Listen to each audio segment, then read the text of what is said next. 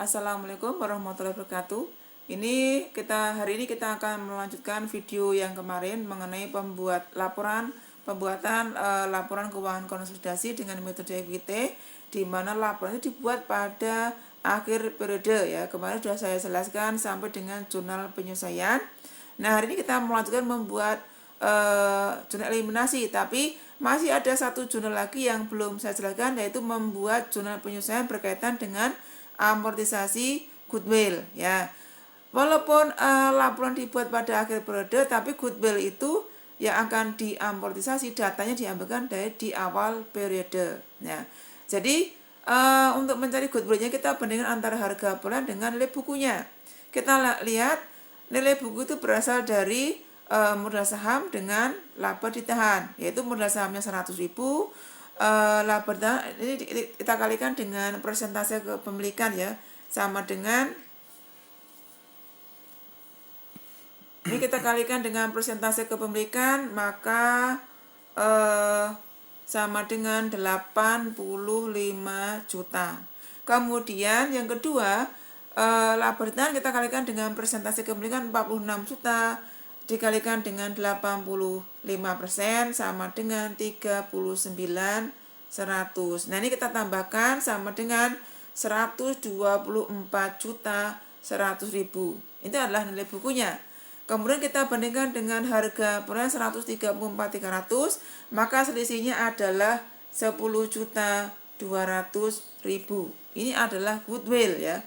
Ini goodwill ini kita amortisasi tadi sudah dijelaskan di soal bahwa diamortisasi selama 20 tahun, maka sama dengan 510.000 ya, 510.000. Maka di sini setelah kita menghitung berapa jumlah amortisasinya, langkah berikutnya kita buat jurnal penyesuaian dan jurnal eliminasi ya. Nah, ini jadi ada diamortisasi selama 20 tahun, maka tadi 10.200.000 dibagi 20 tahun sama dengan 510. Nah, kemudian kita buat jurnalnya. Inilah jurnal penyesuaiannya. Yang semester pertama itu memperoleh laba. Kalau laba menambah modal. Kemudian semester kedua, di sini semester pertama ini adalah laba. Kemudian semester kedua adalah rugi mengurangi investasi saham. Kemudian jurnal berikutnya adalah mencatat pengumuman dividen ya. Pada saat pengumuman, karena baru diumumkan, maka muncul piutang. Nah, nanti pada saat pembayaran maka ini sudah masuk di kas. Kemudian setelah mencatat rugi di semester kedua, maka mencatat amortisasi goodwill. Tadi sudah kita hitung goodwillnya adalah 510.000. Jadi untuk mencatat goodwill itu sama dengan jurnal kalau seandainya perusahaan itu mengalami rugi. Jadi investasi sahamnya adalah berkurang sebesar tadi 510.000. Nah, kemudian ini adalah jurnal penyesuaiannya.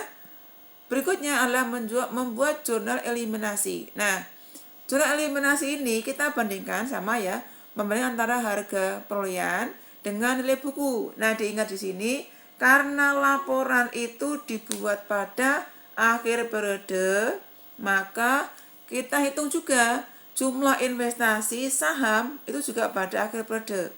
Kemudian nanti ini asalnya dari karena metode EQT itu jumlah investasi saham selalu berubah ya, berubah karena adanya laba, rugi, dividen dan goodwill ya. Maka jumlah investasi sahamnya ya akhir periode itu berbeda. Jadi tadi investasi saham di awal periode kan 134.300.000.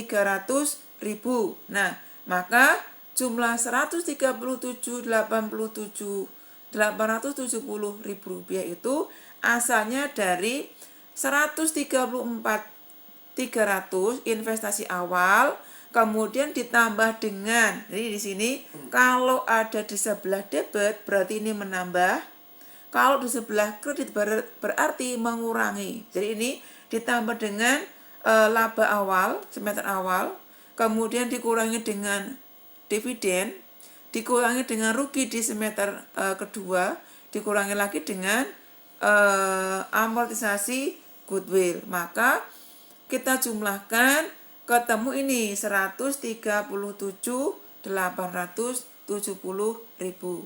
Kemudian kita bandingkan dengan aktiva bersih atau nilai bukunya. Nah, diingat di sini ini juga laba ditahan, ini adalah laba akhir. Jadi kan ada laba awal, ini milik perusahaan anak sendiri ya. Jadi laba awal ditambah dengan laba semester 1, kemudian dikurangi dividen, dikurangi dengan rugi semester kedua. Jadi sama dengan saldo laba ditahan akhir. Maka dikalikan dengan persentase kepemilikan, ketemu nilai bukunya. Maka ini kita jumlahkan nilai bukunya di akhir periode. Jadi karena harga perolehan lebih tinggi dari nilai buku, maka goodwill ini adalah goodwill positif atau KHP DNB ya, kelebihan harga perolehan di atas nilai buku. Maka kemudian kita buat ini adalah jurnalnya.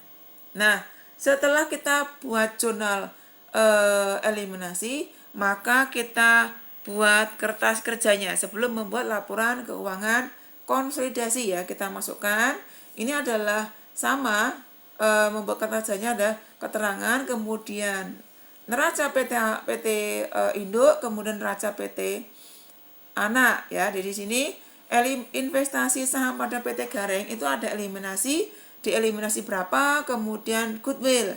Ini diambilkan dari jurnal eliminasi. Ya, jadi jurnal eliminasi.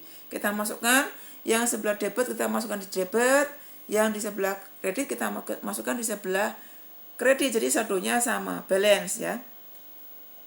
Kemudian setelah kita masukkan jurnal eliminasi, kita buat neraca konsolidasi ya. Di sini misalkan investasi saham pada PT Gareng di sebelah debit, kemudian dieliminasi sebelah kredit, maka saldonya 0. Kalau yang misalkan goodwill, jadi masih ada di sebelah debit ya, karena itu tidak ada yang mengurangi ya. Kemudian berikutnya di sini yang harus kita perhatikan adalah modal saham PT Gareng dan laba ditahan PT Gareng.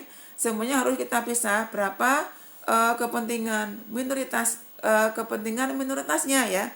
Ini asalnya dari modal saham PT Gareng 100 juta dikurangi dengan eliminasi 85 juta jadi kepentingan minoritasnya adalah 15 juta. Begitu juga dengan laba ditahan PT Gareng, maka jumlah kepentingan minoritasnya adalah 7.620.000. Nah, terakhir kita hitung saldonya. Nah, ini adalah saldonya sudah balance. Maka langkah berikutnya adalah kita buat neraca konsolidasi. Diambilkan dari kolom kertas kerja yang 2 kolom yang terakhir. Nah, untuk langsung kita buat, kita masukkan. Nah, ini adalah jumlah di sebelah debit ya. Jumlah debitnya adalah 662.790. Kemudian di sebelah pasifa itu jumlahnya kita lihat. Nah, ini adalah 662.790. Nah, ini harus kita pisahkan berapa kepentingan minoritasnya, kemudian berapa kepentingan mayoritasnya. Nah, kemudian kita jumlahkan. Nah, di sini sudah sama atau sudah balance, berarti ini sudah sesuai.